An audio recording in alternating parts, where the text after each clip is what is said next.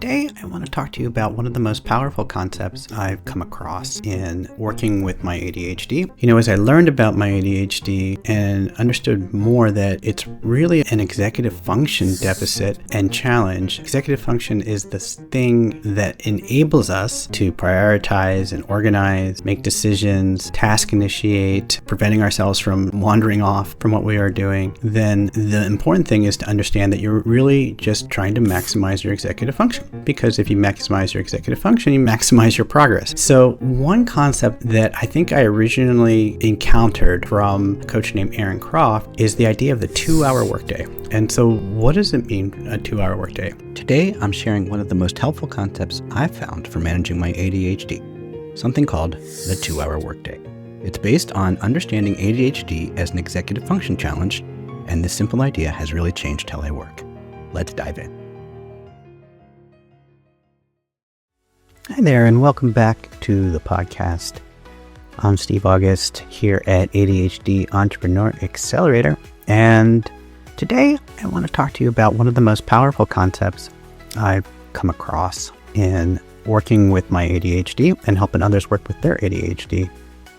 Now, one of the things that's super important to understand about ADHD is that rather than being really an attention disorder, like the way the name is attention deficit disorder, it's not really a deficit of attention. It's a surplus of attention. We have plenty of attention. The challenge is in focusing it. And I love how Dr. Russell Barkley put it, who is one of the leading experts on ADHD. He said, ADHD is not an attention disorder, it's a performance disorder. That people with ADHD know what to do, they have trouble doing what they know. And to me, that really hit home as I navigated sort of the second chapter of my entrepreneurial career and was in coaching, doing coaching startup founders and helping people get from their seed stage to their Series A stage. And as things the years sort of rolled by and I started getting older, the thing I started to notice was that I would sit down to do things and I just couldn't get my brain to do them. And it was just strange just because I'd always been able to push through, but really it had gotten to the point where I couldn't sit down and do the things that I intended to do. And this may be familiar to you. So the thing that, as I learned about my ADHD and understood more that it's really an executive function deficit and challenge more than as much as anything, really. And so executive function is this thing that enables us to prioritize and organize, make decisions, task initiate, impulse control or preventing ourselves from wandering off from what we are doing, emotional regulation, and working memory are all parts of executive function. And so what I like to say is executive function, like people with ADHD should think about executive function like diabetics think about insulin. It's something that you need to really manage and think about because you have a limited supply of it. And we have a limited supply as an ADHD brain. We have a more limited supply, and every kind of place where we put our attention, any kind of expenditure of attention, it drains it. And so that we have a certain pull for the day. And so this led me, as I continued doing my research on it, is like, okay, so if the goal is to work with your ADHD, then the important thing is to understand that you're really just trying to maximize your executive function.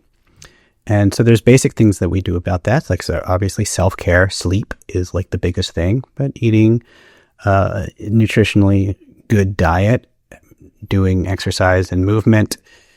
And if you do take medications, staying on the medications. If you don't take medications, that's great too. So the process is the same, or the goal is the same, is to maximize your executive function, because if you maximize your executive function, you maximize your progress and what you get done and your productivity and your ability to get to the end of the day and look back and say, I got some stuff done. I made progress, rather than what I was starting to get to, and what I hear from a lot of clients, is I look back on the day and I just wondered, where did it all go?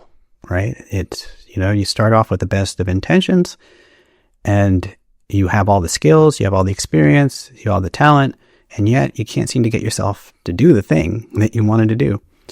So one concept that I think I originally encountered from a coach named Aaron Croft is the idea of the 2-hour workday. And so what does it mean, a 2-hour workday?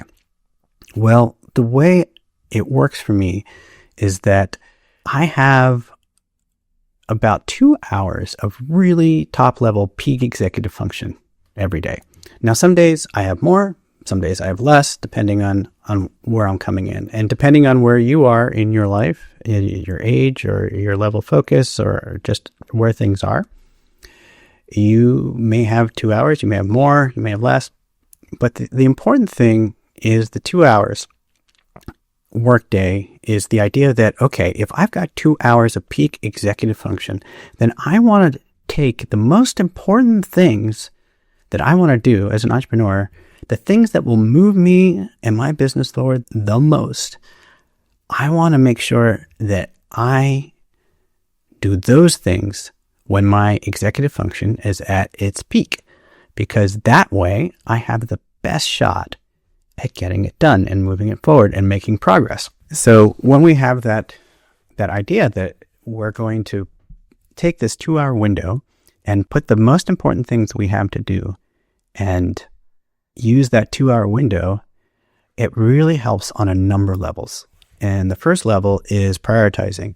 If you only got a 2-hour workday, then you have to really make the call to what is most important, what goes in those 2 hours, right? It's almost a forcing function to limit how many things you can cram in there, because you can't make everything important and try to and think you're going to get it all done in 2 hours. So on one level, it helps you prioritize. It's a forcing function for you to prioritize. On another level, it's all about, okay, I don't have to crush it for an entire 7-8 hour day. I just need to turn on my focus for 2 hours and make sure I do everything I can to do it for 2 hours. And 2 hours really boils down into 4 25-minute sprints, right? With a 5-minute break in between.